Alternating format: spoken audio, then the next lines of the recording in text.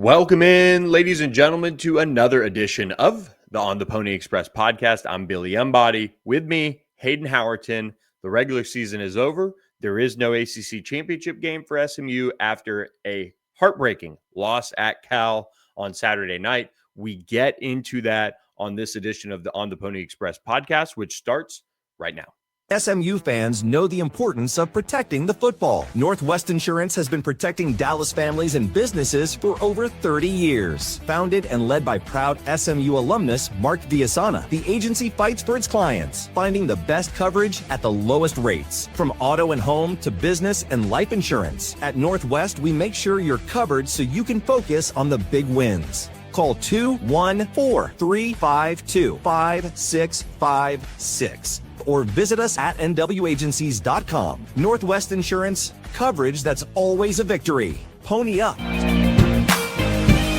Northwest Insurance. This is the On the Pony Express podcast, part of the On3 network. Check out all the SMU coverage you need at ontheponyexpress.com. Now, here's your host, Billy Embody. 1, 2, 3, let me go.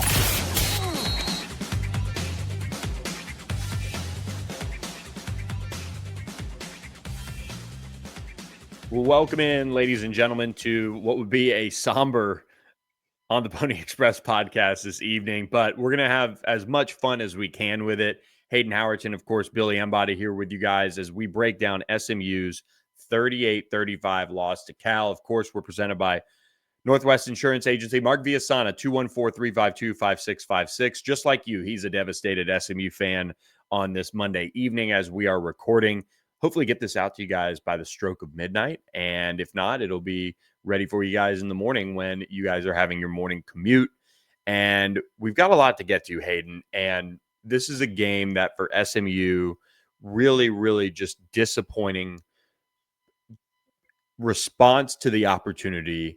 And as much fight as they showed in the fourth quarter to get back into it, they come up short because of a lot of the flaws that we've seen from this team throughout the year. And now they're awaiting their bowl destination and sitting at home instead of going back to Charlotte for the second straight year.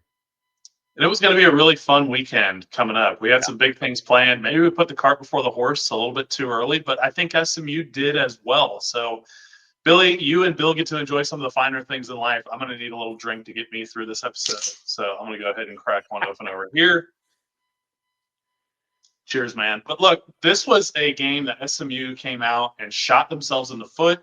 They blew a golden opportunity against a team who was without a head coach, who had already claimed bowl eligibility. Not too much to fight for other than just pride. And this is the most disappointed I've been in a single game's outcome since starting to cover SMU. And maybe I should take some responsibility as well. I've always tried to be that way. I probably should have given Cal a little more respect. And I think that this team came out partly because of the media narrative, maybe some of the press clippings about Cal, a little uninspired, undisciplined, and really unprepared. I'm not really sure whose fault that last portion is as far as being unprepared. I think the coaching staff does a really nice job of getting the guys ready to go every week. I think the players practice hard. But Billy, being in the locker room, I think when you get to this point in the season where it's almost an all but guaranteed thing that you're going to go back to Charlotte, people start talking of, oh, well, who would be our dream matchup in the ACC championship game? Who do you want to play? You start thinking about games like that rather than the game at hand to get ready to play against the Golden Bears. Really disappointed. I mean, this was probably one of the worst starts that we'd seen all season. I mean, this was the largest deficit in a conference game going all the way back to Rhett's first year playing Tulane in that embarrassing loss. Kudos for this team for coming back. You outscored Cal by 3 points in the second half. The really slow start, the 24-7 deficit, ultimately was just too much. And this team just looked very similar to how we saw earlier in the season. This was a week 3 SMU team, not a week 13 SMU team that we saw. And last little bit before we kind of dive too deep into this, I still think SMU can ultimately be a major brand in college football. But to do that, Billy, you can't just win the games that you shouldn't. You can't just get up for the Miamis, for the Clemsons, the ones that everybody on game day and ACC huddle is going to pick against you. You have to play well in the games that you should win and win comfortably. And I think the hard part is of course, after a game like this and a season ending like this, you don't want to throw away all the things that this team has or this program has accomplished over the last 3 years, because there's a lot of good. There's a lot of still growing that it was needed. There was a lot of moments that left your head scratching, as well over these last few seasons. But this was the season that I thought maybe this group wouldn't do this. Like if you kind of had if you could go back and re-predict the season, I don't think you would have picked some of the games that SMU lost. I think most people would have been very comfortable splitting the Baylor TCU game, and you would have had that kind of one feather in the cap. And instead, you drop both, which, in my opinion, then makes conference play that much more of a okay. You have a conference slate that was set up pretty favorably for you as a whole when it came back to looking at the teams and how it all played out over the course of the ACC. You had to capitalize on that, and there was no room for error, because that's kind of always been the piece of the puzzle that for these SMU teams, it's been, well, they've gotten through some big games, they've won some, they've lost some in non-conference over Brett Lashley's run, but then they've been great in conference, and they've been great in November and all of those things. And so to see the end be this way was really, really tough to watch, because I didn't have this team pegged for that in league play, losing to two teams in two sleepy atmospheres on the road. Very, very disappointing. And it's going to be hard for the coaching staff to get these guys refocused for whatever bowl game they go to.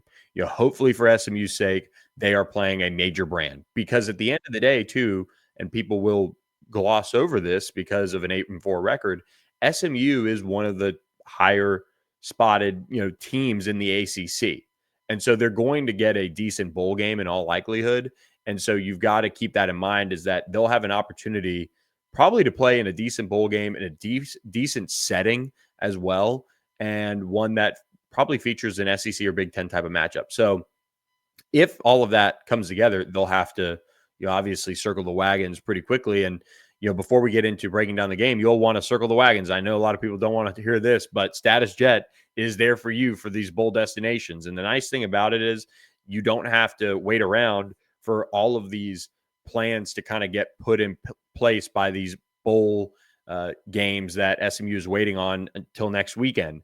You can give Status Jet a call. Go to statusjet.com to get all the information on how to reach out, whether it be on the phone or whether it be submitting a form, and you can get the process started on planning your bowl trip and your bowl destination with SMU. And once it comes out, they'll be ready to rock, and they'll deliver a performance that fits for you and meets your level of attention to detail and excellence that you would expect from a private jet charter company. So make sure you reach out to statusjet.com today. And also, of course, if maybe SMU ends up in the Sun Bowl, which we hope not. We hope it's maybe a little bit more, exciting of a place to go than El Paso, but you could drive it in a new vehicle with our friends at the Thomas Auto Group. Make sure you mention On the Pony Express for employee pricing on new and pre-owned vehicles at the Thomas Auto Group. Head up 75 McKinney and visit any of their Ford dealerships, and get your loved one or your child, get them into a new vehicle from the Thomas Auto Group this Christmas. So appreciate their support of the On the Pony Express podcast. And Hayden, these keys to the game, very, very, very tough to go back over. It is. I wanted to kind of circle back to what you were just talking about before we thanked our friends at Status and Thomas Auto Group. As far as the record, 8-4 in the regular season, if you would have told me that preseason with a schedule that included Clemson, Miami, Louisville, I would have been like, okay, so we split Baylor and TCU, and we probably lost all three of those and won the rest. But if you were to tell me that you were going to beat all three of those teams in conference and still end up with an 8-4 record, I probably wouldn't have believed you, or just would have assumed that something very drastic happened to this team, like a Preston Stone to Kevin Jennings quarterback controversy kind of deal. As far as the bowl game, I am fully with you that I hope we get an SEC team. if this is one of those bowl opportunities where they place SMU against a group of 6 team, I think this is one of those where the team could just send it in for the rest of the season. I hope that doesn't happen, but I think you need that big brand to motivate this team going through bowl season. Hopefully my keys to the game were going to motivate the guys a little bit. I laid out a little bit of what I thought needed to happen to win this game. And unfortunately, guys, there is a lot of red on these keys to the game. The very first one, I had flex your muscles against Cal's bigs. And how I wanted that to play out is I wanted this D-line to make Sagapatelli uncomfortable. I said you needed 3 sacks because Cal was statistically one of the worst offensive lines in the country, if not the worst. They were the last in rushing. They were in the 110s as far as sacks allowed. I thought this was going to be a massive day for the defensive line because if you took away Cal's passing attack, I think they were very one-sided and would not have been able to run the ball. No sacks on Saturday against that offensive line is putrid. You allowed Sagapatelli to sit there in the pocket and just pick you apart, which the other part of that goal was win the rushing battle. And yes, we did that, but it was too little, too late, man. The other part of that was, hey, take the air out of the building, man. We knew it was going to be a sleepy environment. I'm not saying that from a crowd perspective of where it was just going to be deafening and over the top crazy like it was last year for Cal. But you saw how critical it was against Louisville. You saw how critical it was against Clemson to go score first and play from ahead and do all the things that Rhett Lashley talks about in his Monday offensive install meetings of we got to get off to a fast start to get everybody rolling, get Kevin some confidence. Let's stay balanced offensively. And Cal was the one that struck first. They jumped out. It was only 3-0. SMU bounced back 7-3. But you look up 17-7. 10 minutes left in the second quarter. I mean, it was one of those kind of shock and awe moments of like, oh my God, we're down 10 to Cal this quick. And you knew you were going to be in for a dogfight after that. The last one, this was more of a look ahead to the ACC championship. This was stay healthy. And that's one where in a game like this, you were never going to be able to predict. You do lose Isaiah Wachovia early in this game. It looked like some kind of injury to his shoulder on his left side. Somebody said maybe it was a wrist, but that's a really scary one. Senior leadership, captain, number 23. And I'm just unsure if we're going to see him again in an SMU jersey, just depending on when the bowl game is, what his Senior Bowl situation looks like, his NFL, opportunities. So unfortunately, we went 0 for 3 on our goals this week, and it showed on the scoreboard. It's really unfortunate that SMU wasn't able to accomplish a lot of these things that were on the table for them from you.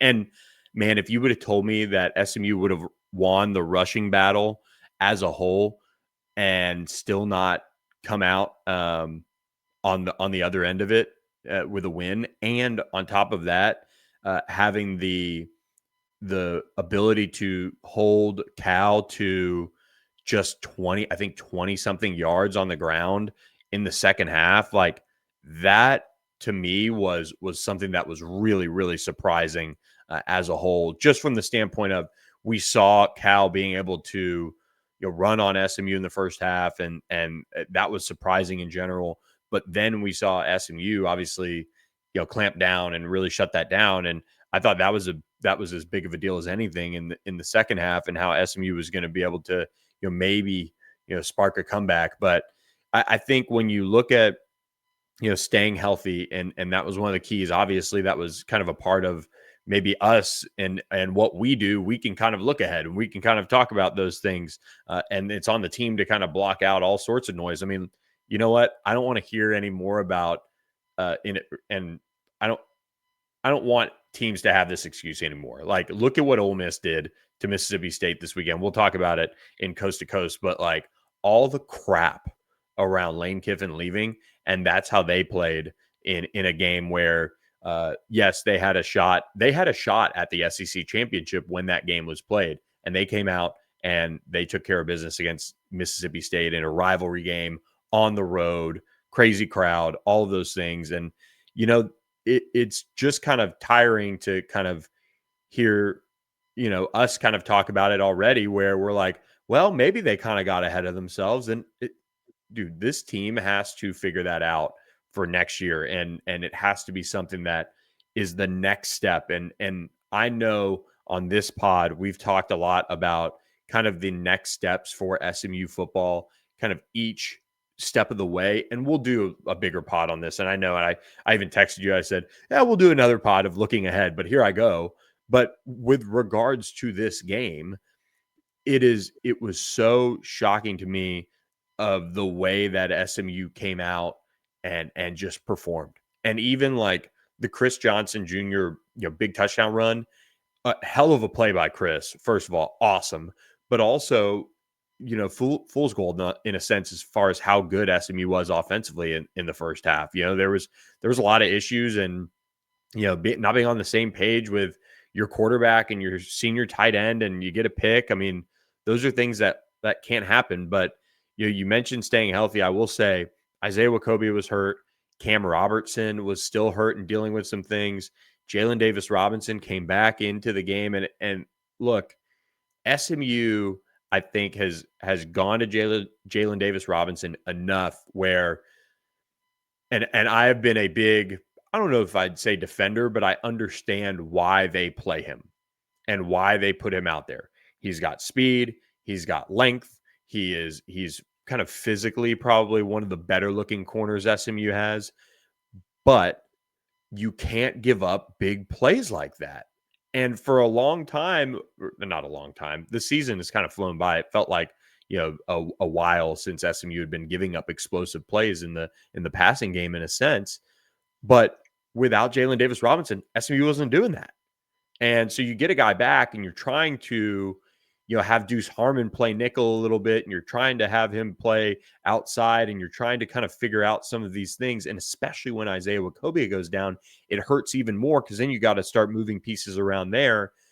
But man, that Isaiah Wacobia injury really, really hurt SMU, and it just kind of made it even worse in the secondary as SMU had kind of gotten Jalen Davis Robinson back, and you're like, of course you're going to play him.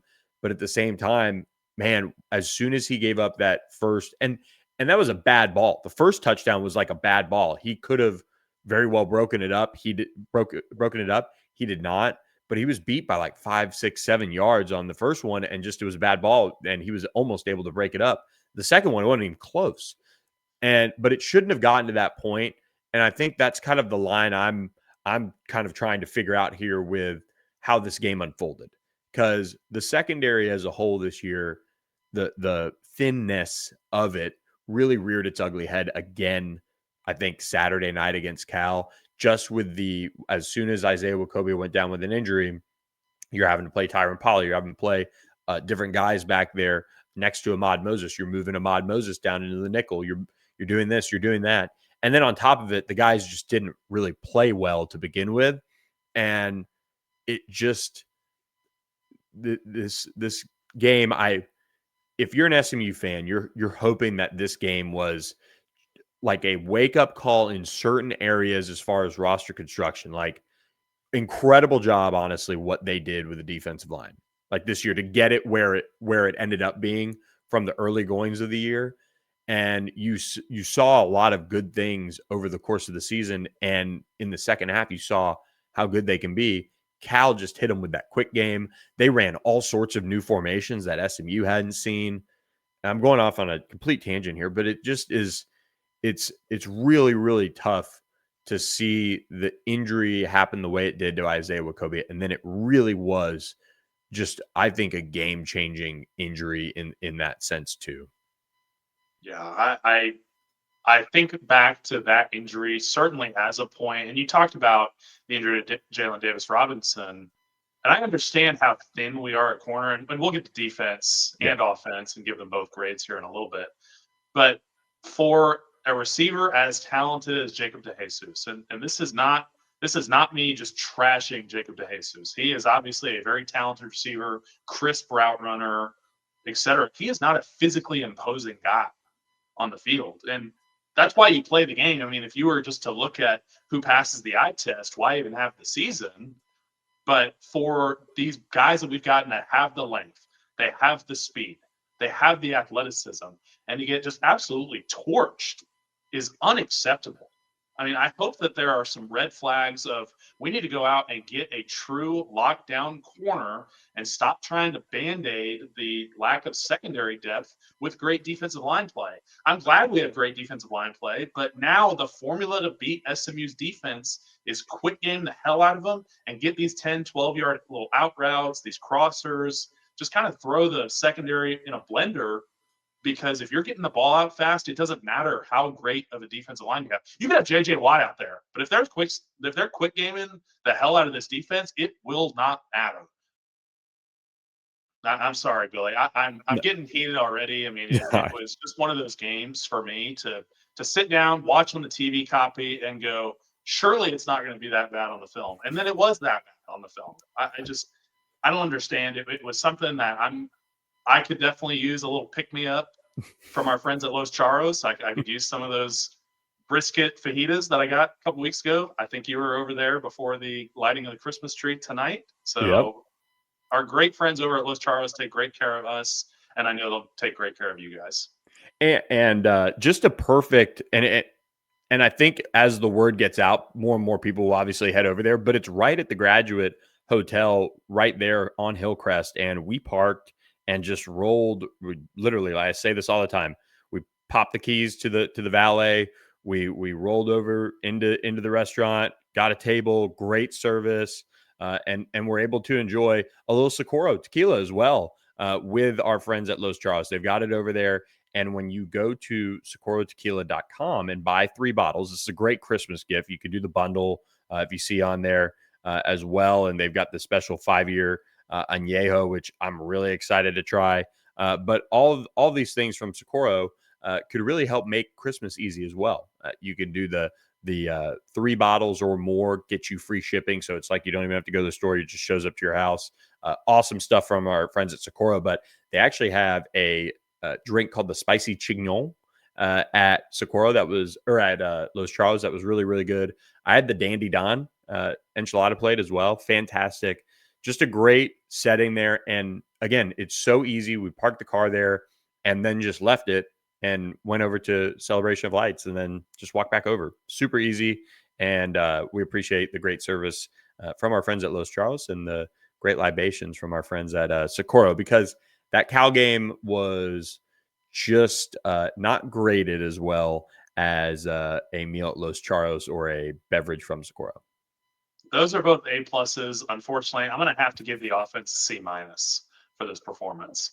Statistically, if you're going to pull up the stat sheet, you can say this was a pretty productive day. But in the first half, this offense was ice cold. You talked a little bit about the fool's gold. That was that 54-yard rushing touchdown. It was on the GT counter, and we'll talk about it here in the film room in just a little while. I was really excited to kind of see this rushing wrinkle sprinkled in here as, okay, obviously we game planned, we made an adjustment. I really like getting our tackles out in space because of how athletic they were. But ultimately, that was kind of the extent of how creative we got in the run game. I think we did some okay things in the second half, especially the last 20 minutes of the game. But I want to break down our yardage in the first half and in the second half. First half, you came out, you had 54 yards passing and 74 yards on the ground. 54 of those were that one play. So really you had 20 outside of that run. Second half, almost 200 yards passing and 153 yards rushing, including 8.1 yards per carry in the second half. So you look at it of, okay, obviously they had the talent, game plan, that they had the ability to do it. So why wait until the last 20 minutes of the game to go out and execute? Because then you're having to run the offense at warp speed. I mean, you're having to go so outrageously fast, and it really eliminates that margin of error because you are having to go so fast. You're having to be locked in on just a completely different level to even get yourself into the ball game.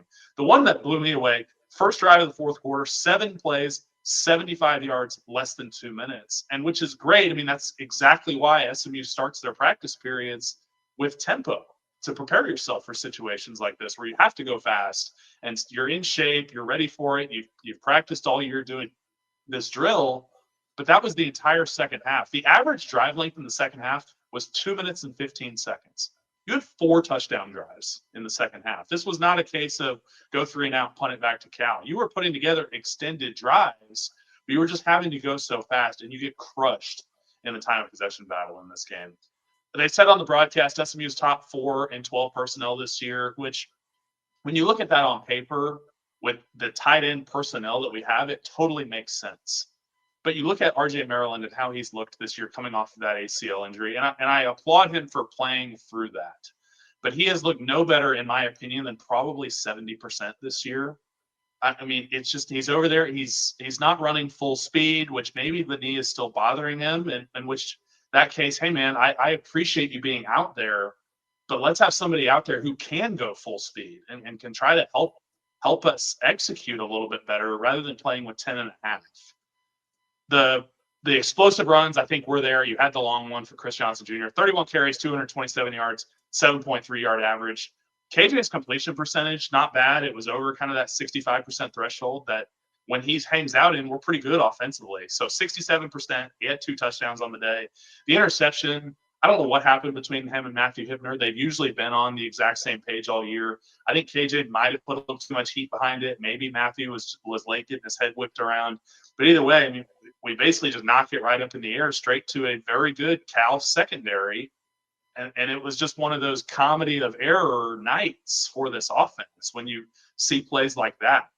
The most disappointing thing for this offense to me was the situational play, especially when the clock was ticking down. So at the end of the half, the first half, the management of the clock was horrific.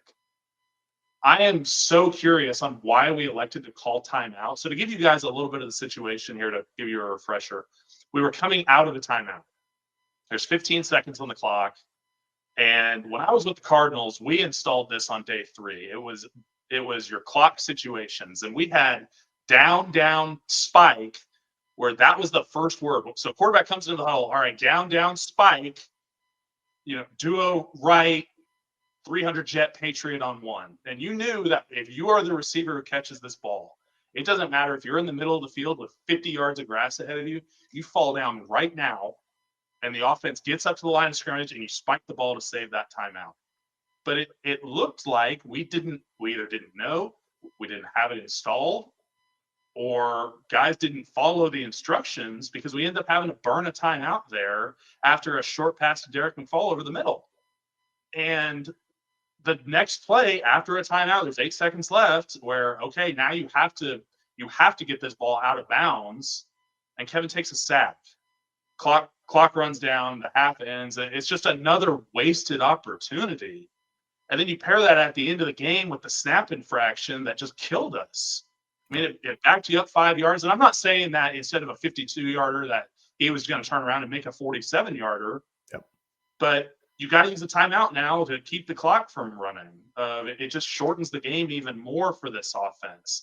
So really those 2 moments were huge for me to look at from a execution standpoint, not of the X's and O's, but just understanding the situation for this offense.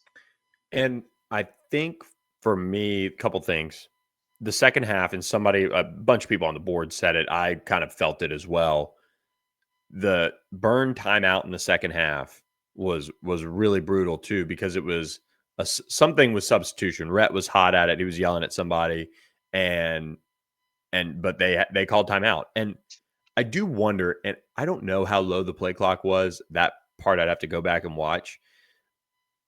But, and I'm not trying to turn this around and say, well, it's Rhett's fault or something like that. Everything stops with him anyway. Like, he'd tell us that if he was on this podcast with us.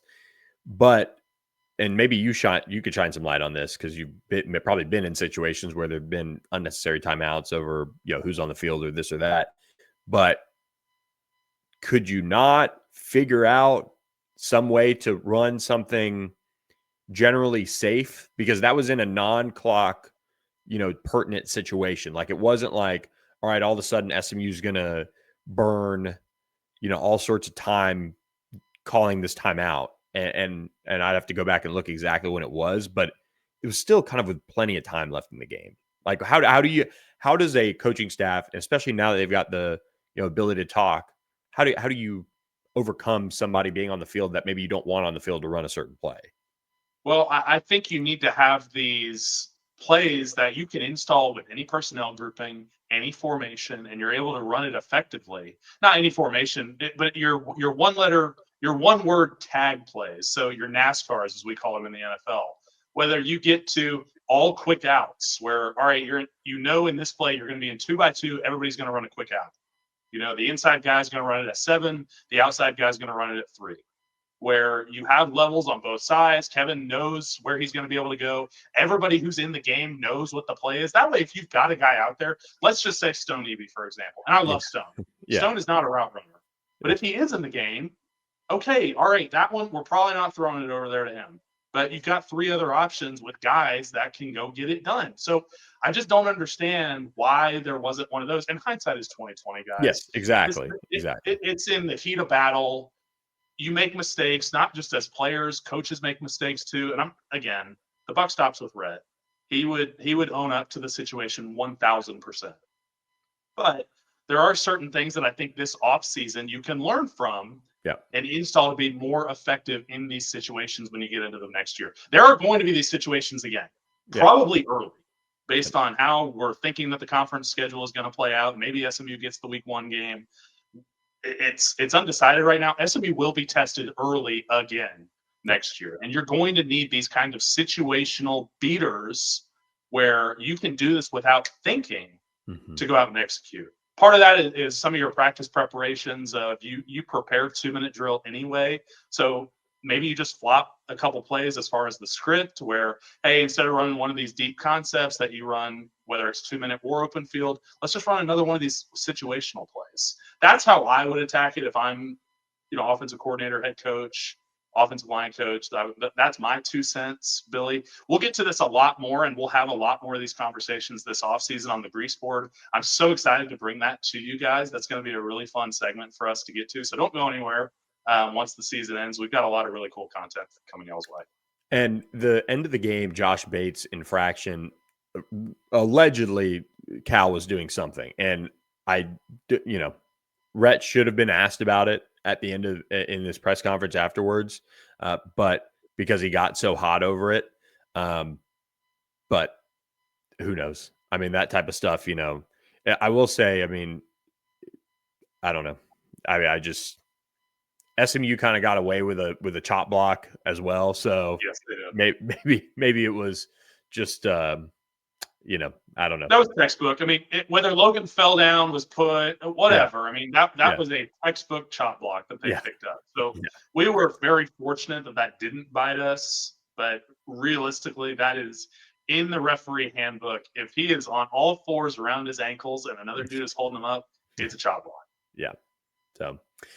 Look, guys, if you bet on the touchdowns this weekend for SMU and you put a lofty goal of 5 up there, hey, good on you for donating to our friends at Sportsmo, and then Sportsmo donates it to SMU's General Athletic Fund as well, and that is a great thing for all SMU athletes. They can be supported by you guys in various ways through Sportsmo. So this is a partner of ours that the word is still getting out. Hayden's been running the group on the Pony Express, doing the prop bets and all of those things that you bet on your SMU Mustangs to do something. And then the money then doesn't go into like a betting account and you get to bet it again and double up and do all those things. No, it just says, hey, if I want SMU to score 5 touchdowns and they do it, well, I'm going to donate $100 or maybe just 2 touchdowns. I'll donate $10. Those are all things you can do with our friends at Sportsmo. So continue to learn more about them. And here's a short video about them. Sportsmo lets you make a more direct impact on the game because it lets you, the fans, fund your favorite college football teams in a straightforward way. In a you win and I'll give way. In a I need you to show me your running game is alive and then I'll donate way. These real-time tax-deductible microfunds lead to impact your team can feel. Every cent you send mixes with every drop of sweat they put in. Form your squad. Boost your friends when a play comes through. A new way to follow the game. And cha-ching, your favorite team. So what do you say, difference makers? Ready to power the play? Sportsmo. Download today. Let's smo. And let's smo on with the grade book tonight. I did donate because SMU did go over the rushing average, so I donated a little bit. So I will see you guys for the bowl game. I'm hoping to get some more of you guys in our sports mode group. If you don't know, go ahead and comment on our message boards, and I'll be sure to resend you the code. Defensive grades, D-. Really tough to shell out after Scott Simons was awarded that Broyles Award semifinalist, as I still think he is a very great defensive coordinator, but the product on the field just did not reflect that on Saturday. Second most points given up all season. You give up 38. And for the number one ACC scoring defense, for that to be the difference in the ball game is so brutal. For a defense that has really carried this offense at times and has kept you in some games you probably shouldn't be, like Wake Forest. Like it or not, Wake Forest game, I think I gave the defense an A+ in that one. They did everything they needed to keep us in that one. But you go out first, you get a stop, and then after that, I mean, Cal made an adjustment and defense got bullied. I mean, you gave up 17 in the first half. You gave up 21 in the second half, including that game-winning 2-minute drive. And like I talked about previously, they fully eliminated the defensive line. They were able to just get the ball out quick. And then when they kept us guessing, I mean, they were gashing us in the run game. This looked like September for this defense when we weren't sure about the defensive line play, when the secondary looked shaky. 27 first downs allowed. That was the second most all year. The only team that we gave up more first downs to was the Baylor game earlier this year. And it wasn't because Cal was just murdering us on third down. You know, they were 7 for 12 on third down, which is very efficient, but it's not like they were 90% or anything crazy that is just like, oh my gosh, you just can't get off the field against Cal. I mean, you have 7 defensive penalties, which certainly adds to this can't get off the field memo as well, because 5 of those were automatic first down penalties. You had 3 PIs, you had, I think, a defensive holding, and I think a face mask. So that contributed to being on the field for over 37 minutes for this defense, where it doesn't matter what your scheme is. Cal, with how they ran the ball, was just able to wear us out. And it was really a result of 3 Golden Bears just taking over this game. You had Sagatatelli, who, let's remind you guys, is a true freshman, 31 for 40, 330 yards, 4 touchdowns, no picks. I mean, we made him look like Tom Brady out there. I mean, he had no pressure. He was able to sit comfortably in the pocket and just pick us apart in the passing game. And he looked poised. I mean, he looked like he had way more experience under his belt. He looked like a veteran quarterback. Somebody is going to snatch him up in the portal for a lot of money. I mean, and that's welcome to the current age of college football, people. If you're not at a blue blood and you're playing at the level that Sagatatelli played at, he is going to end up at someplace like Michigan or LSU or someplace big that they're going to pay him the big bucks. Pair that with Billy. I mean, Jacob DeJesus, we talked about him a little bit earlier. 12 receptions, 97 yards, great route runner, but it wasn't that he was just taking the top off the defense. I mean, the long on the day for him was 20 yards. I mean, 51 yards after catch for Jesus. And then look, Kendrick Raphael is a good running back. He's not a great running back. I mean, 33 carries, 111 yards. You add in 5 receptions for 53 yards. Took over the game. I mean, may I remind you guys again, this was the worst rushing offense in America coming into this game.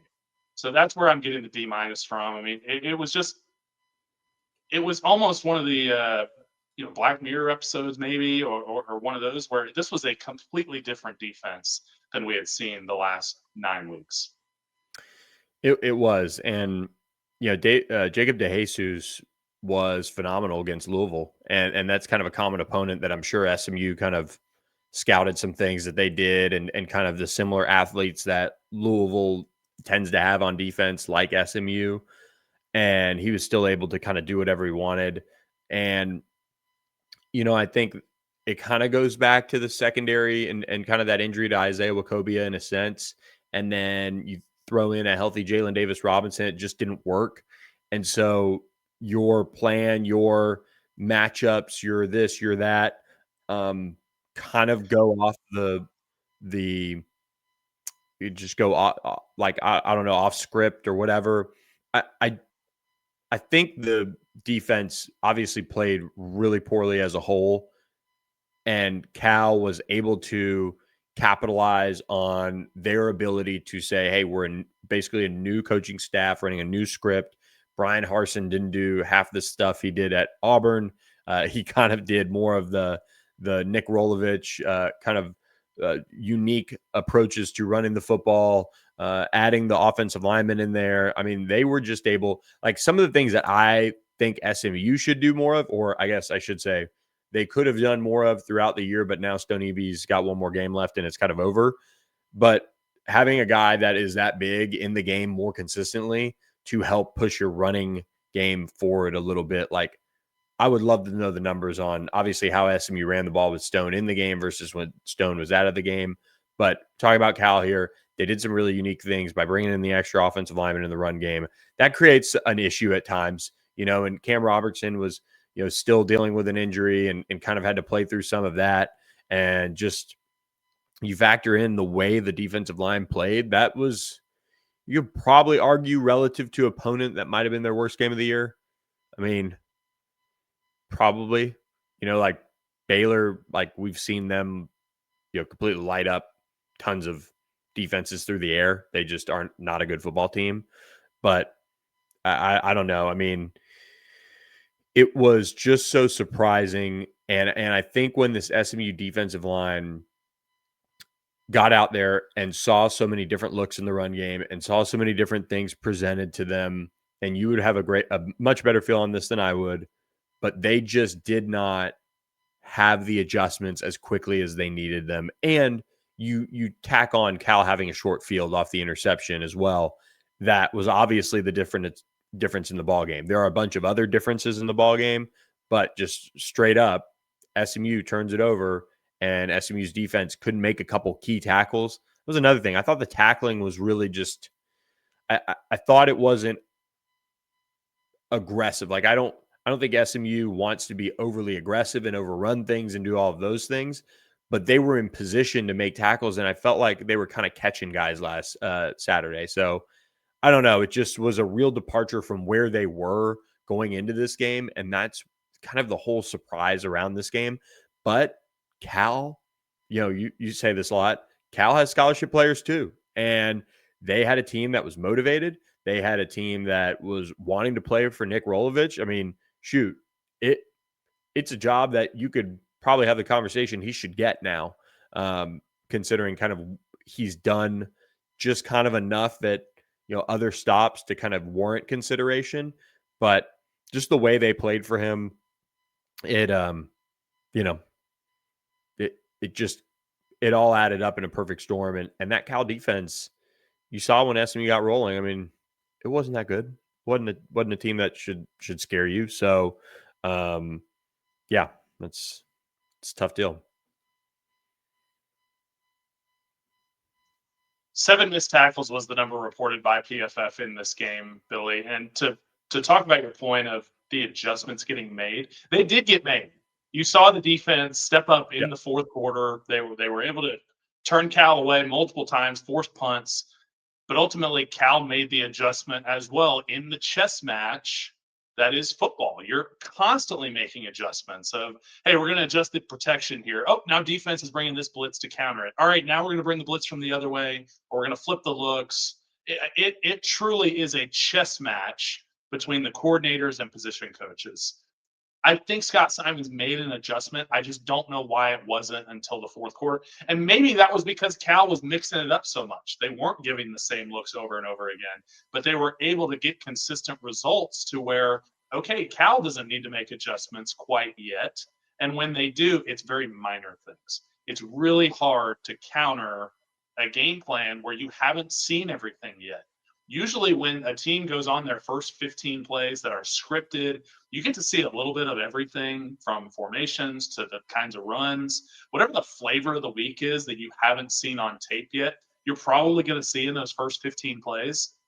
What I saw when watching this tape, Cal was unpredictable. They were running a ton of different formations that you hadn't seen yet, and you were just having to make adjustments on the fly.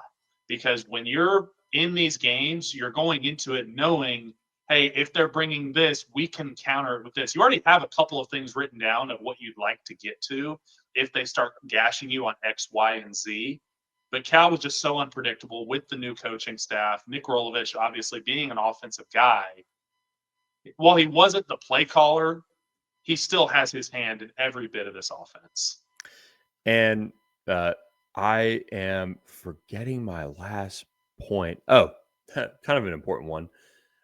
I did chat with Scott Simons for a couple of minutes on Monday morning as we were getting ready to record this, and I was lucky enough to chat with him. And there's not, I don't know, I don't want to say this, but very few people take losses as hard as Scott Simons. And I would argue it's probably Rhett Lashley. They're 1A, 1B as far as, who wears them. Everybody gets pissed. Everybody's mad. Everybody thinks it's unacceptable. Like all the different qualifiers the message board is saying, they feel all of those things. And, Scott just told me, he said, if you want to deliver a message, go for it.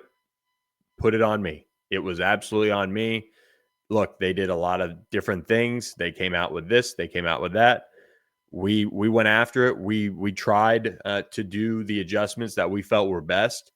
But at the end of the day, it doesn't matter because we didn't get the job done. I've got to figure out where we went wrong in our, whether it's preparation, whether it's where they came out with that stuff, and how do we get ahead of it, and how do we find out what they're going to do and how to solve it. All of those different things, that is what he's working on. And he's trying to fix this defense. That was his message to me. This year was unacceptable as a whole. And this game was kind of that gut punch, obviously, to the team.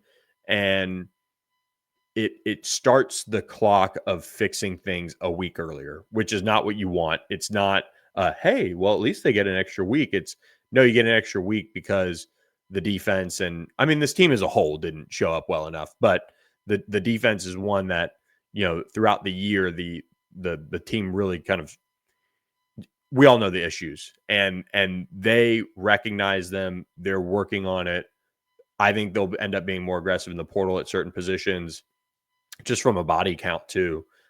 We've seen some developments with the 2026 class late, and, a lot of that is around, hey, love some of the guys we recruited and thought they were, guys that could help us, but we watch them and, we're not feeling that as much into the season. And so they're going with, portal guys, or they're going in different directions. So nobody wears this loss as hard as Scott Simons. And I mean, he owned it, and I didn't say, well, what do you got to say to anybody? He just said, man, nobody feels worse than me, and we've got to, figure it out and get it right and get it back to the level of where this team has played.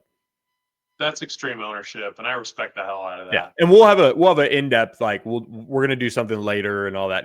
They're working on finishing up signing day or whatever, but we will have the more in-depth, and he's kind of an open book. I mean, we'll talk about the loss and some of those different things throughout the season that they've got to fix and all that. So he's not, hiding. He's not out hiding, and he's just passing me a quote to make everybody feel better. We'll get around to the longer in-depth stuff, which is why you got to be subscribed to ontheponyexpress.com. To give the special teams a grade, I mean, special teams, unfortunately, is a result of did we win or did we not? I mean, with a win, I probably don't grade this one as harsh. I gave it a C-. I mean, Sam Keltner missing that game-tying field goal at the end of regulation. He's a true freshman, guys. I'm not worried about Sam. I know kicking is a binary position. Redshirt freshman. But still, this is his first action this year's his first action. My bad. You're good. But from a did you get your job done? Yes or no? No, he didn't kick a 52-yard game-tying field goal on the road to send the team to overtime to try to play in Charlotte. Yeah. But I'm not worried, guys. I mean, if Coach Lashley's not worried, I'm not worried about him. Dalen Singleton, I thought, did a really nice job with kickoff returns. I mean, this was really the first time we've seen him take some out. I mean, I know he's been out there, but this is the first time we've seen him get some action. I think he was just a lot smarter with the ball than what we had seen earlier this year. 21 yards per return is what he ended up with. And then Ymir Knight had 1 punt return for 13 yards. When talking about who is going to wear this loss, Billy, before we get to the film room, I'm seeing comments about Rhett Lashley staying in Dallas to watch his son play. Guys, if you don't think Coach Lashley is doing everything in his power to help this team go 12-0 and deliver a conference championship, I'm not sure what to tell you. Because if it was not going to help SMU win the football game, Coach Lashley would not be doing it. And I said this on the board, that you have to let that man have some time with his family. Yeah. That is ultimately what we all want to do. That's why we all do this. Everybody's got a why. And I would say 99% of people is so I can either take care of my family, give my family a better life, etc. So him spending time to watch his boys in a high school playoff game, I've got no problem with, because that's what I would want to see from my head coach, because I've been around the Bill Belichick's, let's call it what it is, Mike Vrabel, where they're at the facility all the time. Now, both of those guys employed their sons, where they were still around their sons at the facility. They're doing the same thing, just in a different role, guys. If Lashley's kids were at age where they could work for the football program, I guarantee you they would have roles, but they don't. So this is his way to spend time with his family and do the things he needs to do to get a mental reset and keep him fresh as well. And to kind of tack onto that, and look, I mean, because they lost, people on Twitter brought it up and message board or whatever. That's why, I mean, it was brought up first and foremost. Friday nights for SMU are not like they are, and I said this on the board, they're not like they are in the NFL. The NFL, you know this, that like you land, you get there, you have team meetings, you have dinner, and then you have curfew, and that's kind of it. And Billy, in the league, we go to dinner. Like, we're looking yeah, at like it depends on what it depends on what team it is, whether they have got the full spread in the hotel or if you get the per diem sitch and all of that. But I've been on, I've ran the meal plan at the Four Seasons a couple times. It's for college teams, depending on who you are, and SMU's is very Friday nights. They want to enjoy time together. And I know somebody's going to clap back and be like, well, he wasn't with the team. Coaches are kind of in and out. They're hanging out with the guys here and there, but it's very much like a fellowship. Like there's football on, there's Bible study going on, there's like games being played. I think they've got like the game controllers, guys are probably playing cards. I mean, it's, hey, we worked all week. The hay's in the barn. Let's kind of decompress and let's wake up tomorrow, Saturday. And with the long day, they had meetings. And here's the thing. And like, I didn't want to give this too much oxygen, but since we're on it. Rhett was at the hotel like 12:30 a.m. Like, this is like, he took a private jet, guys. He did not fly commercial. So, and it's just the life, And Rhett is a big family guy. And I think it's why he also is the way he is as this coach. The first year he was here, and he's told this story a lot. The first year he was the head coach at SMU, he felt like they had to be in the building every single day. They had to do this, they had to do that. And it impacted a lot of the guys just as a whole, requiring them to be in, requiring coaches to be in. And all of a sudden you blink and you've missed 6 months of your life, and you went 5-7. And or was it right? 7 and 6, I think 7-6 or whatever it was. And that's right. He was the first coach in 40 years to make a bowl game in his first year. Not bad. But he's kind of scaled it back the next year, and they turned it around. So much of this team was pre-cooked with what the roster is. And the same way next year's team will be pre-cooked with what the roster is. And the great thing about SMU staff, in my opinion, and I know this is not a good time to throw this example out there, but I do think Cal was a unique situation with the coaching changes and all that. They do seem to get more and more out of players throughout the year. This is the first year that we can say, okay, the last game of the regular season, they did not win. They did not win it. This is the first time. And,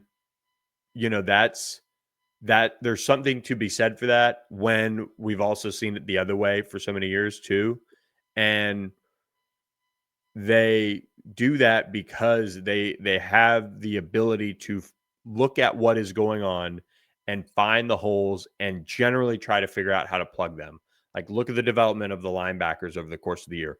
Nobody would have had that on their bingo card if Alexander Kilgore and Zakai Barker had gone down the way they did, and we're out. Like, having Brandon Booker and Brandon Maizono step up like that was huge.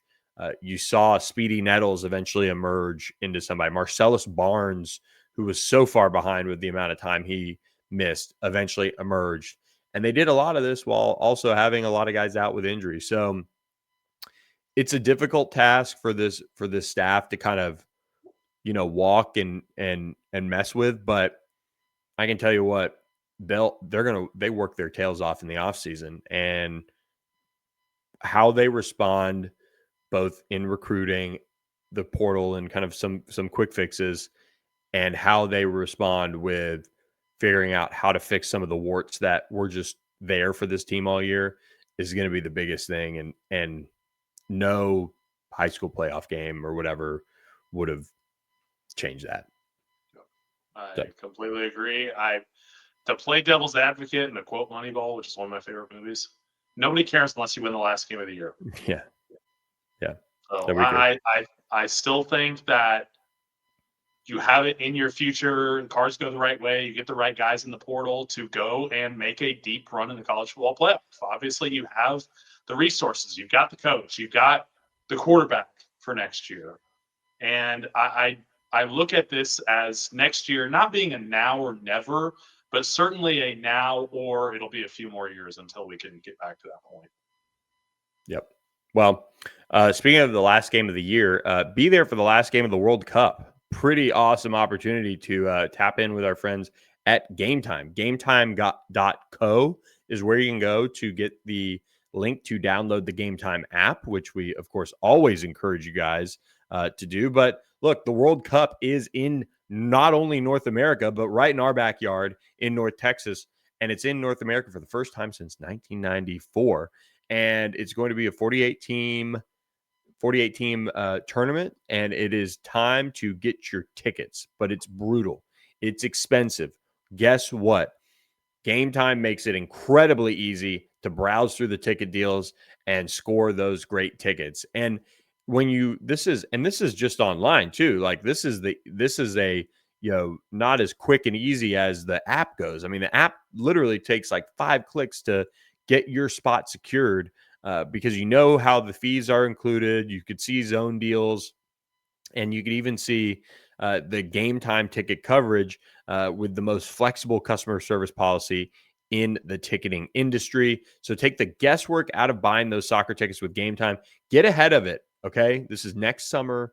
Perfect time to get ahead of the game. This is AT&T Stadium. It's going to be packed. It's going to be expensive to get in. So make sure you download the Game Time app, create an account, and use code ON3 for $20 off your first purchase. Again, terms apply, but please download the Game Time app today and use code ON3 for $20 off your first purchase. Swipe, tap, ticket, go. Download the Game Time app today, and they present our film room with you, Hayden Howerton. Guys, we're making some changes to the film room still. We're bringing you guys a little more live action to the viewing audience. Really appreciate you guys for giving me this platform every week. I know you guys enjoy it. Going to be a little tougher episode this week following that loss, but without further ado, please enjoy this week's episode of The Film Room presented by Game Time. Welcome back to The Film Room, everybody. I'm Hayden Howerton, and this is going to be a tough episode of The Film Room. Usually I love for these to be very positive, very uplifting. Like, there was a lot of really great things that happened. And I do think there are some cool things that were on tape on Saturday. But I think it was just what you saw on Saturday night on the TV copy is pretty much what you see in the film room. I definitely think their offensive line got after us at times. I definitely think the slow start is just what overall killed us. And frankly, guys, I think Cal was just better than we overall expected them to be. So lock in. There will be some good things. There will be some bad things. And hopefully we can learn from it going forward after this. So to jump off for this, minute 57 left in the first quarter, 3-0, Cal. Not a big hole yet. Cal did go down the field, scored first, but this is SMU's, I believe, second or third drive. So we're on the 46-yard line coming out. We're in a 2-by-1 set here on the perimeter. And up front, they're going to give us an odd front here. So they're going to give us 3 down. We're going to run our GT counter here. And we've run a lot of counter action plays so far in 2025. This is the first time I've seen us run GT counter. A nice little wrinkle that we had here for the Golden Bears. All GT counter means, instead of the tight end, number 88 here, being the wrapper, we're just going to switch that, and we're going to have Savion Byrd be the guy that wraps around as the second puller as he follows his boy, Logan Parr. So here, because of the odd front, we have an automatic down call on the front side, which means the center is going to block back, the right guard is going to block down, and then the right tackle on the front side is going to block that 4-eye. The backside two are going to pull, as we already talked about. Logan Parr does a nice job of delivering with some power here to open up that hole. Savion Byrd, I mean, watch how he just leads here and opens this thing up. A really great job schematically by the offensive line. I think their technique is very good. They're all finishing with that right arm as they do a really nice job of keeping all the Cal Bears inside. And then Chris Johnson Jr. just does the rest, man. Hits this hole extremely tight, extremely fast.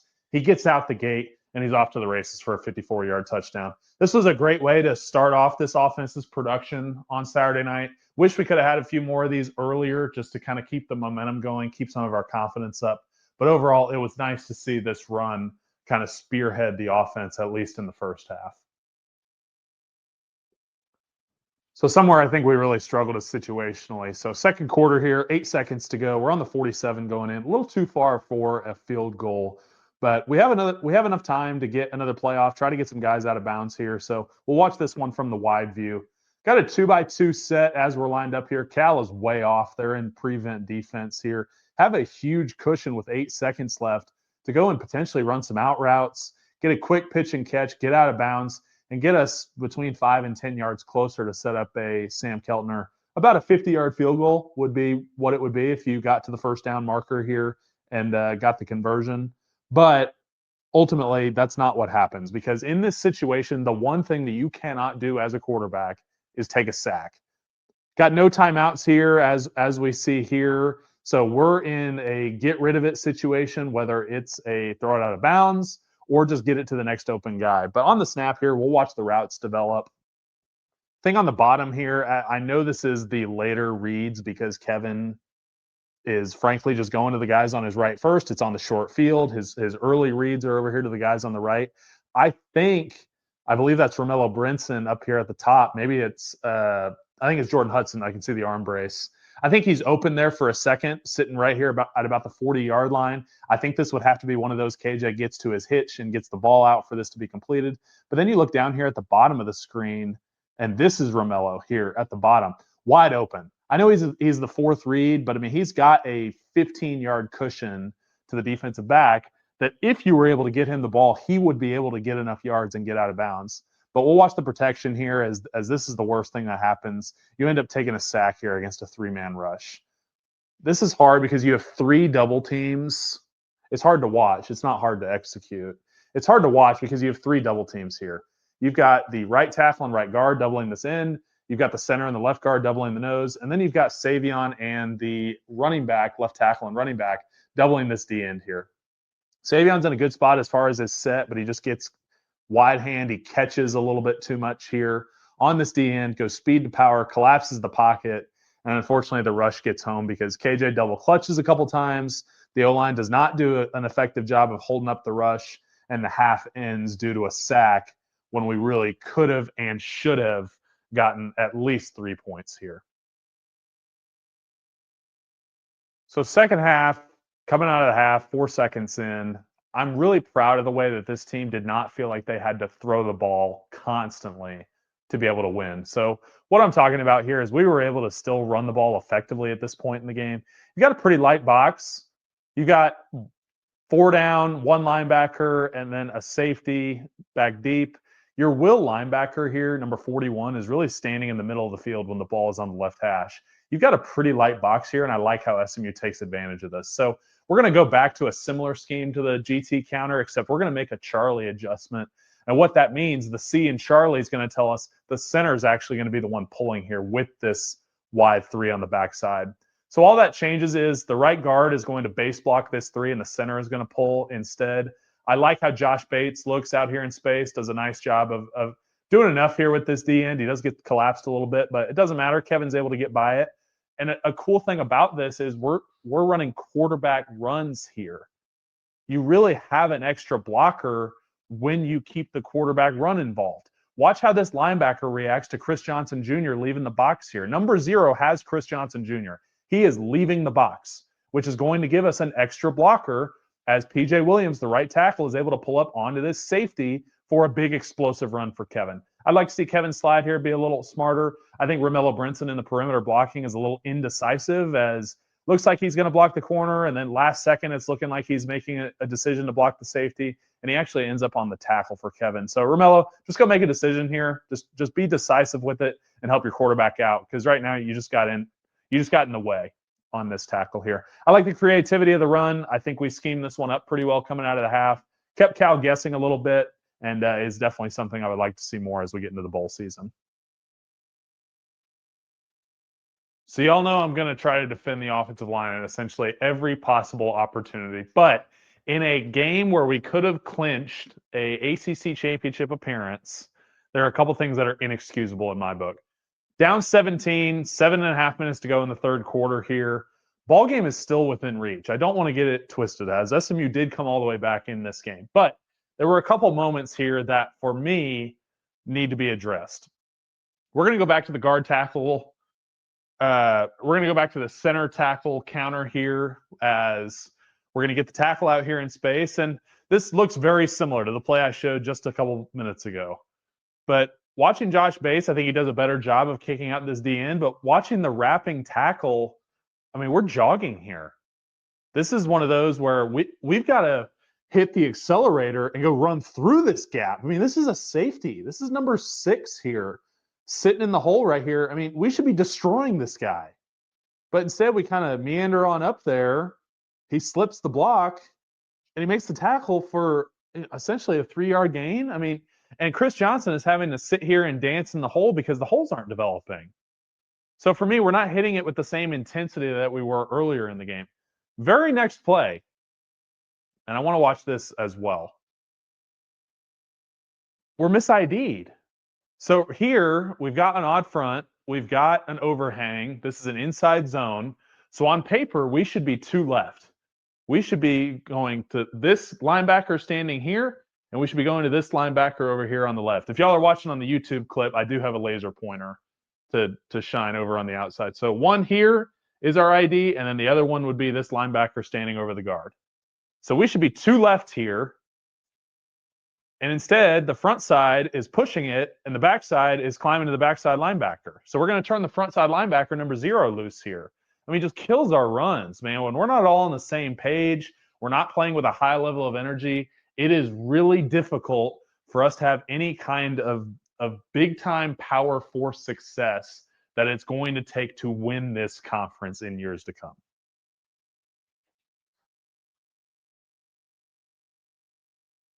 I mean, here's yet another clip on where Chris Johnson Jr. just had a big, big run. It looks like it makes everybody else correct. So we're going to go back to more of this counter scheme. This time we've got the tight end involved here, and we do a nice job of actually being on the right guys this time. We've got another down call on the front side. We're blocking everybody right. We've got good displacement here by Savion at the left tackle spot. Addison does a good job of kicking out this first guy that shows up. He really ends up blocking 2 because of where the safety shows up. Nice job by Stone Eby on the wrap. And then watch this here. I mean, these jump cuts by Chris Johnson Jr., insane. 1, right here. Bam! Another one. I mean, just for this guy to be able to make these kind of cuts with a dude that has the straight-ahead speed that he does. Chris Johnson Jr. won the 100 and the 200 meter in high school in Florida's 3A division. We all know that he has tremendous amount of speed, but for him to be able to make the kind of cuts that he does at this level is really special to be able to have this guy for a couple more seasons. So something that has been an identity of Scott Simon's defense has been the level of physicality that we have brought over the last 2 years. This is something that was very surprising to me on Saturday, because when you look at where we're at in the ball game, 15 minutes to go here in the second quarter. This is the first play of the second quarter. So this defense had a TV timeout. They'd been rested here for a minute. And we have watched this little interior game between the nose guard and the D tackle probably 100 times this year here in the film room.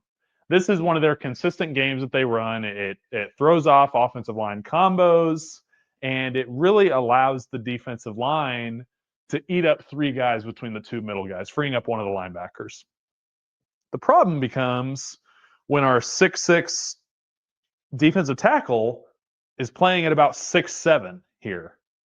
He's not using great pad level. He's literally being lifted off of the ground here, as I think only his big toe is touching right here, which is blowing up the loop as our D tackle tries to get behind him, but he's being driven off the ball. Makes it harder for the linebackers. And the frontside linebacker here, number 29, he's trying to fill. He's trying to go here and make the play. And this is a guy who's been extremely physical for this defense this year. He slips the block, but it's like he's not throwing his head in there like we had seen all year long. So just kind of a very weird circumstance where I don't think they were very physical on Saturday night. I wish they were. I think that would have slowed them down in a offensive line that was on paper the worst offensive line that we had played to the point of the season. 12 games in, they were the worst rushing offense in the country and one of the worst pass blocking offensive lines in the country.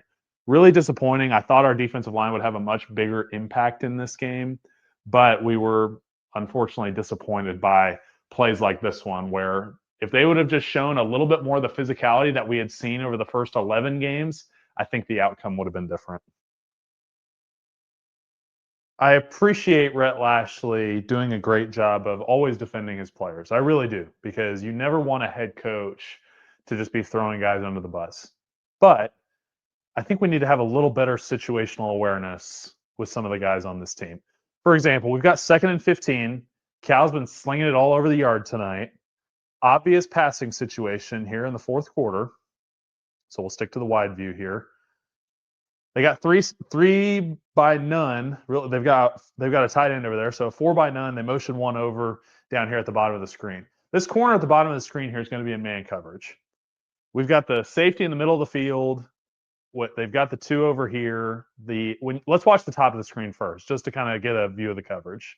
The corner at the top of the screen is going to really play the deep third. It looks like we're in cover 3 here, because he's going to play the deep third. The middle of the field safety is going to play the middle third, and then the corner here at the bottom is going to play the bottom of the screen third. I think that's Deuce Harmon up here on the hash. He's got what comes down low. But this corner here at the bottom of the screen, he's got everything on this side of the field. There's only one wide receiver here. He is yours, man. This might as well be man coverage with how we're looking at this. And for Cal to run a 5-yard out and go, where by the time he gets into his break, we've got 3 yards of cushion. And for Cal to just air this thing over the top, and they've got 5 yards of separation, by the time he throws an absolute dot into the end zone, I mean, it's inexcusable. It's really difficult to see this clip in week 14 when we saw very similar clips in week 2 or 3 of the season. And I don't want to rag on guys individually just all night.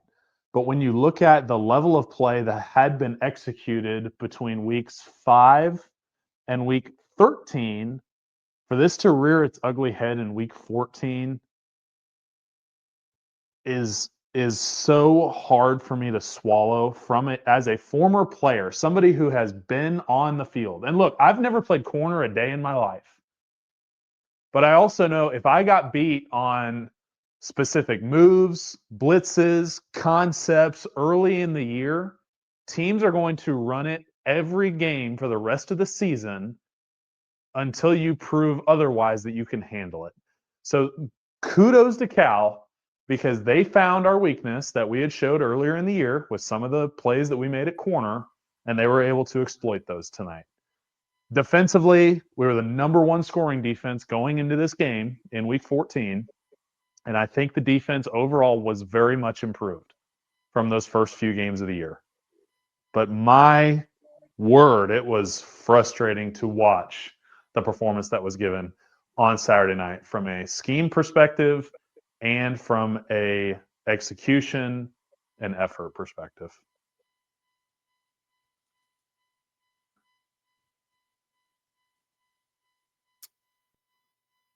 Tough showing, man. Kind of Yeah. as we sit here and watch that back, I mean, I mean everything I said there. It's really hard to sit in the film room and watch it. And look, I've been a part of some ugly film room sessions. You know, I've sat there and taken it like a man, and that's what we're going to have to do to improve as a football team, not just to get into the bowl season, but to get into next year. You're going to have 15 practices over the next however long this team has that the NCAA allows us before the bowl game to go out and get better. This is essentially a second spring if you use it correctly. So this is a massive, massive opportunity for this team to go out and improve and learn from the film that we just watched. Yeah, and I think it would be maybe a wake-up call for some players as far as, hey, do you see what was on tape, and how do you respond now in the offseason? How do you, first of all, put together a bowl game and a bowl practices that you can be proud of? Because, I mean, this is the weird thing about this world that we're in. This is the final opportunity for some of these players to, one, impress NFL scouts if they're out the door and they're going to, on to the next, or SMU and colleges around the country are getting ready for the transfer portal for free agency on January 2nd. And maybe SMU's playing in a bowl game that very day. There are a couple out there that they've been rumored for that would be right there.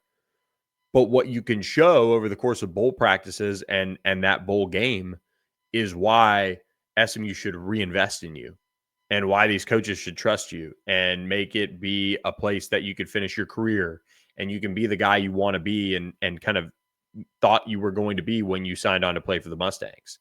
And I just, there's a lot of I think kind of, you can't miss that, like, SMU went 8-4, but a game like that does require some kind of like soul searching a little bit of, it's kind of similar to the Wake game. And we saw how SMU responded, but ultimately in a very different way. The Cal game kind of reared its ugly head as a similar feeling after a game like that. Yeah, you're also not going to have a top 10 team waiting for you on the other side of this. I mean, the top 10 plus 2, depending how the ACC championship game plays out this weekend between Duke and Virginia. I mean, you're going to face at best, in my opinion, probably a number 18, somewhere in that range in the bowl game. If you get lucky, it might be 2 unranked teams in SMU's bowl, just depending on how it goes and which SEC teams end up in the playoff, if that's the route this ends up going. But this is a time where college football is now in 1-year contracts, man. And you would have loved for it to be you sign your name on the dotted line as an 18-year-old and you know you're going to be there the next 4 years. That's not how college football works nowadays. Guys are constantly having to go and prove it or be told, hey, man, it's probably best that you hit the transfer portal and go find work somewhere else. As brutal as it may be, for guys to be paid like professional athletes, now they are being treated like professional athletes, and they have to perform at every possible opportunity. Right you are, Hayden. And it was quite the challenge to wake up on Sunday knowing that there were going to be no MVPs this weekend as well. Can't give them out in a loss. So yeah, that's brutal. Hoping to get one more out there as SMU looks for its first bowl win since 2013 as we'll close out this year. That's still going to be a big deal for SMU. Yes. Despite how the season has gone, if SMU can go get a win in the bowl, go into the offseason the right way, put some hardware in the trophy case, man. As great as last year was, you don't have any hardware in that case to celebrate 2024. At least this way, if you go get a win in a bowl game against a what I expect to be a very good football team. You will feel a lot better about yourself in the offseason. Food will taste better. The weather will be better. All that good stuff that we always joke about after a win. Speaking of the food tasting better, the eggs in the Flanagan training table area are pretty outstanding, I hear, and the egg bowl was outstanding. All the things over there in Stark Vegas this weekend as we begin coast to coast. We're doing this as a coast to coast thing, Hayden. So let's get into it. Man, the Friday was a great day of college football. It was. It really was. You got the turkey in, you had your leftovers, and you were able to watch the Egg Bowl, as we now know was Lane Kiffin's last game as head coach of the Rebels. And for Ole Miss to cap off an 11-win season, that's never been done in the state of Mississippi. They take down the Bulldogs in Starkville 38-19. And you talked a little bit earlier in the show about the crowd. I thought there was a huge away crowd for Ole Miss. They traveled really well to this game. Looked like their whole sideline was decked out in the powder blue. But the story of this game is not the on-field, it's the freaking circus surrounding the Lane Kiffin controversy. All the reporters and broadcasters, they couldn't talk about the game. All they could talk about was, is Lane leaving? Is he going to LSU? Which we know as of Monday night when we're recording this, obviously, yes, he is the head coach at LSU. He was introduced today. And kudos to the players. They blocked out the noise. They got a win over what would have been probably one of the more embarrassing losses in Ole Miss history, to go lose to Mississippi State when you have all that on the line. You could have played for an SEC championship if the cards had fallen your way. They're potentially going to host a college football playoff game. We don't know how the committee is going to respond to Lane Kiffin leaving, but great job by the Ole Miss players, staff, for still treating this game very seriously and getting a major win among one of the bigger stories and distractions that's been going on for the better part of the last 2 months.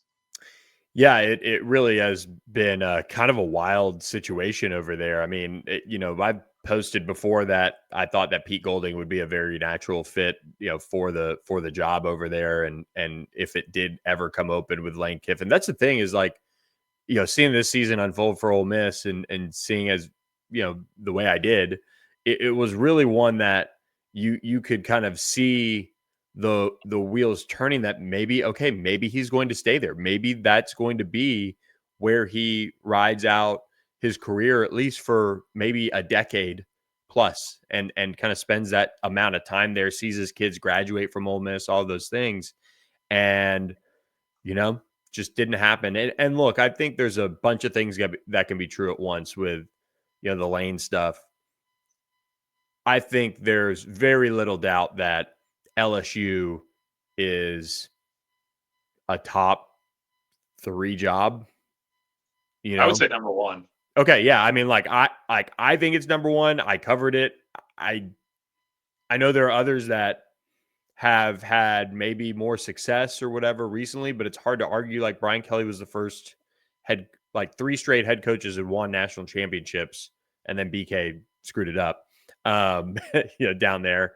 But they are the only in-state team, to battle, or like a Power 4 team in the state of Louisiana. They border Texas. They can recruit Houston. They can recruit Dallas. They can recruit up into Southern Arkansas. They can recruit Mississippi, and they've done so really well. And you never for 1 second ever have to worry if you're ever going to have enough money to win there. Even before NIL and rev share, like, they just fire people. I mean, and that's what Lane is. That's also what Lane is giving up. Like, if we look up 4 years from now and that program hasn't been back to Atlanta, the heat's going to be way up. I mean, it just is.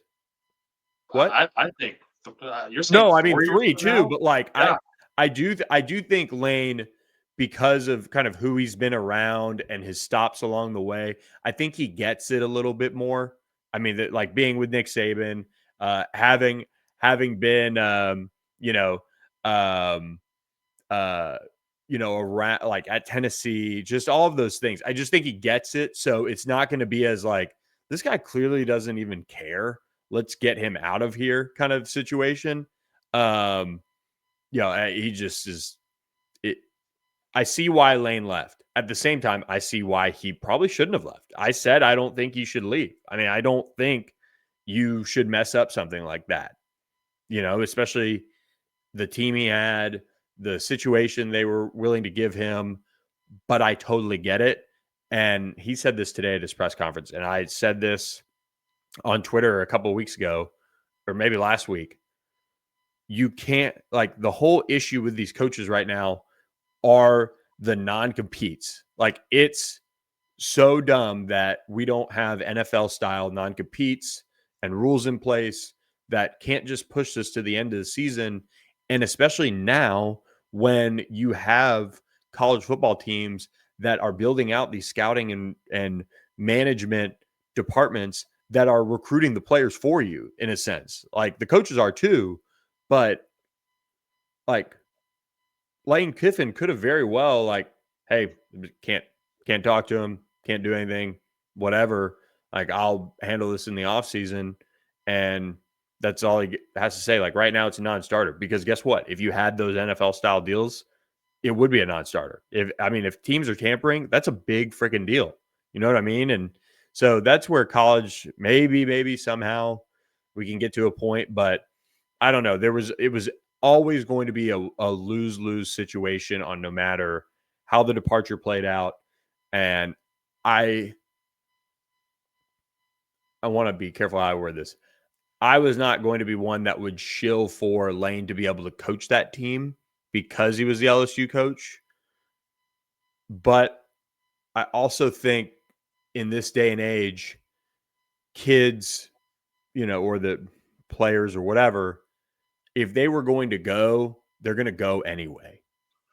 Like, maybe that's a little bit naive. Maybe there's a way that, hey, if you're going to play in the bowl game and your postseason for Ole Miss, let's get your contract situation figured out right now and get done and over with. I'm sorry, we're at an hour and a half, so we've got to get moving on coast to coast. But everything around the Lane Kiffin move fascinated me. It fascinated the country in the wildest college football coaching carousel we've seen. And the way the schedule is and the way the system is set up right now, there's just no win. There's no way that Lane would even if there's just no way that he was going to be able to come out on the right side of this, even if, there's just no way. And it's tough. He's got 91 million reasons to make himself feel better. So he would have had that at Ole Miss too. He's not. It's embarrassing that his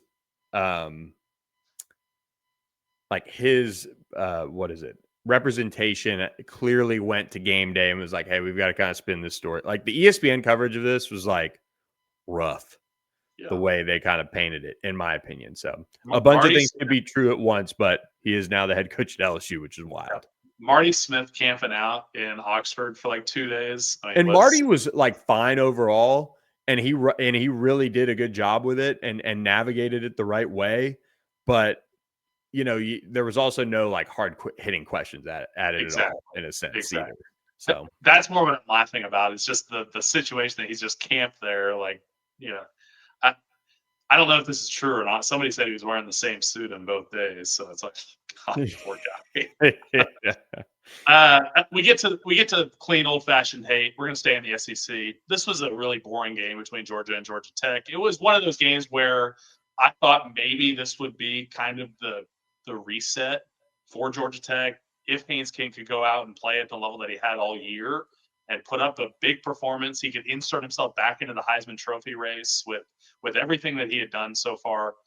And Georgia Tech puts up 9 points. The Bulldogs, they keep their streak over Georgia Tech. I think it's been 9 years now since the Yellow Jackets have beaten the Bulldogs, and they continue that streak from Atlanta. And I think in major rivalry games like that, there is zero reason to move those games off campus. I mean, I know that the money was a major factor for Georgia Tech to give up that game, but it also eliminates some of that atmosphere. Think back to last year's Iron Skillet of if that had been taken off campus and moved to the Cotton Bowl or AT&T Stadium, it would not have had the same atmosphere and just level that Ford Stadium was on in that game if it was just at a neutral site. I mean, I understand neutral sites are just part of it at this point with how much money and TV deals and things like that are being poured into watching the games. But I don't know. I would have loved to see that game at Georgia Tech. And I think it could have made a difference because Georgia runs Atlanta as far as that stadium. Yeah, that was. I felt bad for Haynes King. Just couldn't get it going offensively. But in a world where look how crazy it is to kind of see how college football goes, the defense showed up for Georgia Tech finally. So Sure. Just weird. Speaking of weird, the way the Aggies lost to Texas. It is weird. I mean, I was in Shiner. I was at the brewery, surrounded by all Aggies in this one. Oh, man. And it was secretly awesome watching this. I mean, the overconfidence of Texas A&M with their track record of blowing it late in the year, like they always do, it needs to be studied on how it can happen every single year. Now, A&M's going to host a playoff game. They're going to get out of that, in my opinion. They'll beat James Madison or North Texas or whoever comes out of the American. I probably have them pinned at either 5 or 6 with how their season went. So they'll coast into the playoff, no big deal. I think they'll get out of the first round pretty easily. But I thought Texas played harder. I thought they played cleaner. And I think they were better coached overall. Mike Elko does a great job, but you just saw things where A&M made uncharacteristic mistakes. As far as the discipline goes, and to kind of tie this all back to SMU's huge amount of penalties, it starts with the little things. Texas had all their shirts tucked in. Texas A&M had some of them hanging out. And you saw a tackle on a punt return that probably saved the touchdown, where Burke grabbed the shirt. He held on for about 7 yards until the rest of the troops got there. And it was just enough, man. It's those little things that save ball games. Yeah, I did not get to watch too much of this one, but I watched the first half, and I was like, okay, all right. Guess this is just going as planned for the most part. And then Texas roared back. So what a game in that regard. And then the game, Ohio State, Michigan. Finally, Ohio State gets over the hump here. And Ryan Day now he's cushy. Yeah. He's really cushy. A sigh of relief for Ryan Day for sure. 5 years since the last Ohio State win. So great for them. We're going to have number 1 versus number 2 this coming weekend in the Big Ten Championship as Indiana will look to knock off Ohio State. But we'll get to our quick hitters after our friends at AKM Turf and Greens. Yeah. It is a great time to get your backyard a complete makeover with our friends at AKM Turf and Greens. They can hook you up with a $500 discount when you mention On the Pony Express and get with them on planning the backyard of your dreams. I just love showing this one. The putting green, the chipping area, the pavers, and the only thing that would make it better is if they could show you some of the pool work that they've done. And so we'll get a fresh video here. But our friends at AKM Turf and Greens doing an incredible job. So go to akmturfandgreens.com today and learn more about how they can completely redo your backyard and make it the backyard of your dreams. So get that on deck as we wrap up here with a little coaching carousel news that has rolled in over the last weekend as well.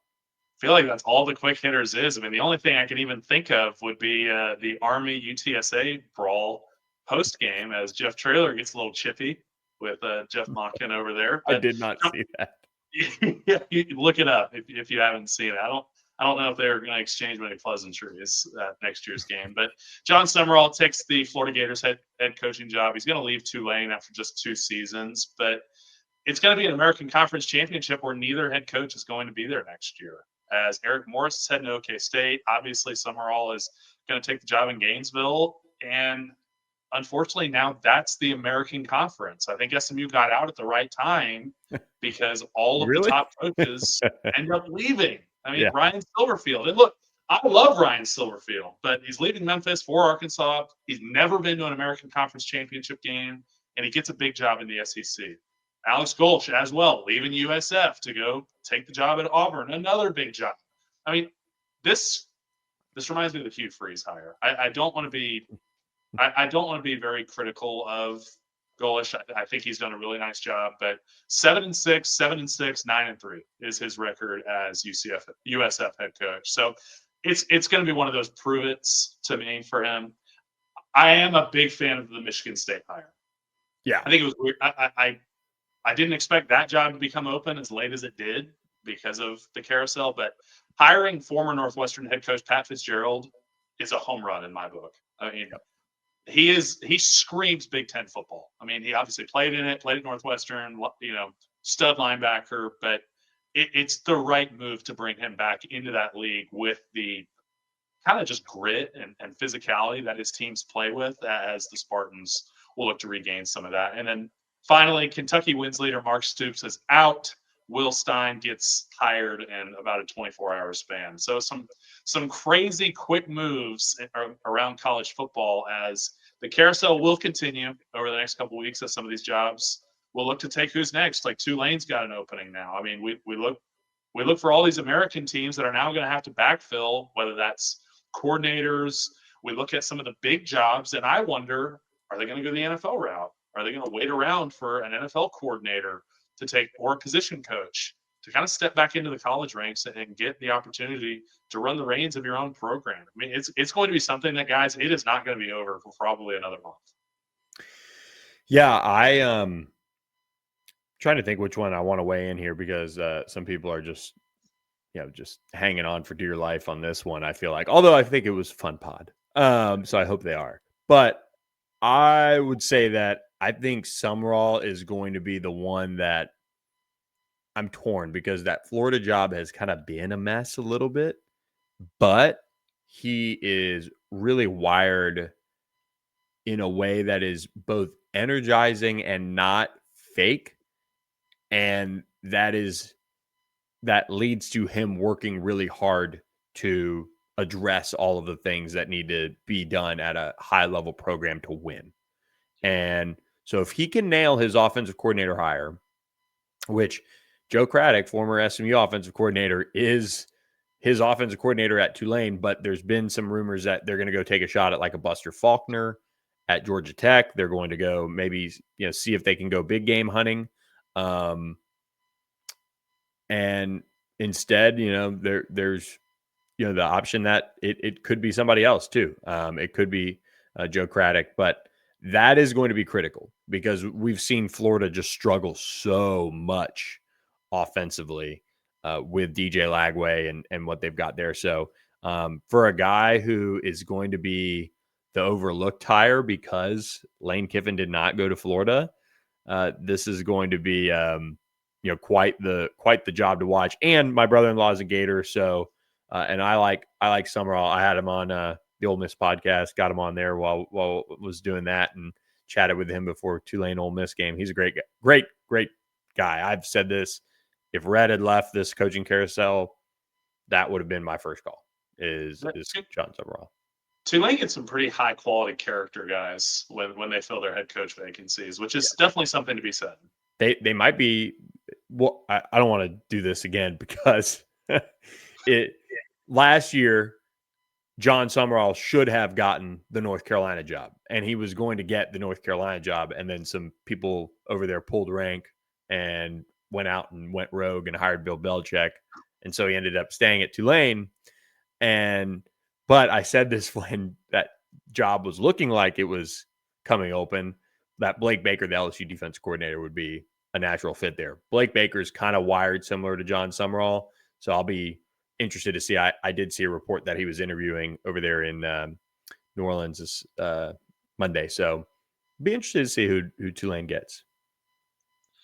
Thank you guys for sticking around, man. I know we're at the hour 39 mark. I'm sure we're going to get another text from Bill Armstrong about this one. Yeah. But guys, thanks so much for this season. We're going to have some really cool stuff coming to you guys for the bowl season. I don't know when our next episode, the two of us, is going to drop just yet, as we will kind of see how this next weekend goes with the conference championships. We'll get a new college football playoff rankings out tomorrow night, and who knows, maybe Billy and I will go rogue and bring you guys something in the next couple days. But it is weird not playing for a conference championship, first time in 3 years. It's disappointing, but I think this could also be one of those wake up moments for this program as they look to rebuild and do it all again next year. That's what's great about college football, man.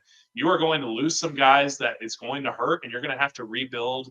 It's a little easier now because of the portal, but you're also going to lose some guys to that very same portal that you're not going to expect. So it's going to be very critical for this team to get back to work whenever they can and get better through the next 15 bowl practices. No doubt. Those bowl practices, we'll have full coverage of that. Should find out Sunday where they're going for the bowl game, maybe a little sooner. We'll see. But keep it locked at ontheponyexpress.com. We'll break it all down for you guys. Tons of recruiting coverage, tons of team coverage on what's next on the Mustangs. And unfortunately, if you're listening to this, you probably missed out on Cyber Monday deal. So you'll have to pay the full couple beers it costs to be a part of the site per month. So jump on board with us at ontheponyexpress.com. Thank you so much to all of our great sponsors. And of course, to Hayden Howerton in the film room and all of you guys out there listening. Hope you guys had a great weekend outside of the game. And we'll catch you guys later this week with more On the Pony Express coverage of what's next for SMU. Thanks for listening to the On the Pony Express podcast with Billy Embody. Follow us on your socials on X at SMU3 and on Instagram at On3SMU. And keep it locked to OnThePonyExpress.com for more coverage.